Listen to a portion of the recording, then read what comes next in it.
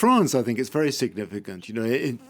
Obviously, because it's a massive contract, first of all, so it's going to create jobs in France. It's going to guarantee 7,000 jobs at the manufacturer Dassault for at least the next 10 years, with a chance possibly of more as well, because there could well be a knock-on effect from this. When other countries see that the United Arab Emirates is investing so heavily in the Rafales, that maybe they'll start thinking of doing it as well. So, there's that. But, in addition to that, I think,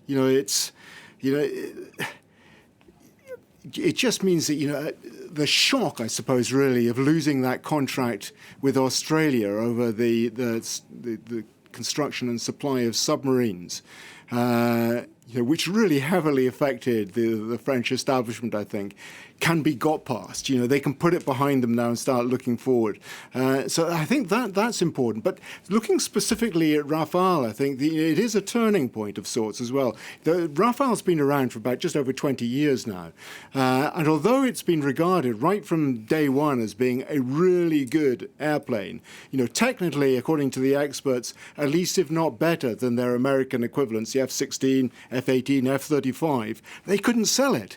For several years, they tried and they couldn't do it. They were always out-muscled by the Americans. Then successive presidents started getting involved and trying to really push it. Sarkozy, Hollande was very successful. But now it's jumped forward another stage with this massive sale of 17 billion euros.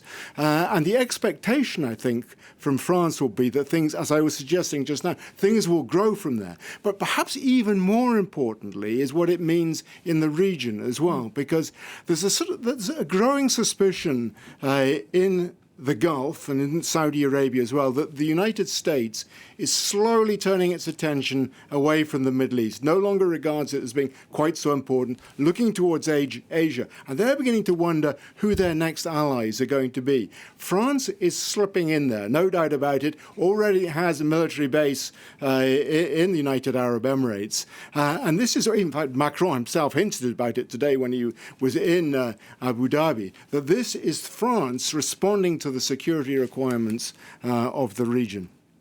There hasn't there, criticism of this arms sale on human rights ground because of the war, basically the UAE's involvement in the Saudi-led coalition in the war in Yemen.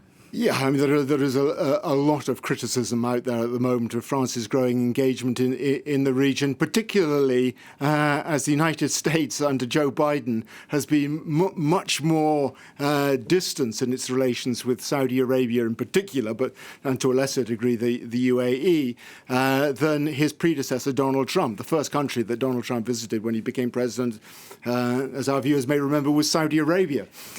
Joe Biden's been completely different, referring at one stage to Saudi Arabia as a pariah, although the Congress is just about to sign off probably on the sale of a large batch of missiles to Saudi Arabia. The relationship is completely different.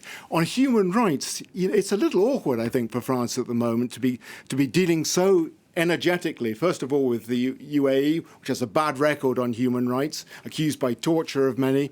But Saudi Arabia is his next visit. He's going to Jeddah on Saturday, and from there he'll be going to Qatar as well. But in Jeddah, he's going to be meeting Mohammed bin Salman, the Crown Prince. The man identified by the CIA as the person most likely to have given the order for the murder in October 2018 of Jamal Khashoggi, Saudi journalist and dissident, in the most brutal fashion. So to be seen to be doing business with, first of all, the man responsible, according to many, for the murder of Khashoggi, but also the architect of Saudi Arabia's engagement in that horrific war with Yemen, which so many people have been killed, 250,000 by many estimates, and often using weapons coming from, mostly from the United States, but also through the UAE, which has been heavily engaged as well. France does put France in a poor light. Yeah, the optics and the geopolitics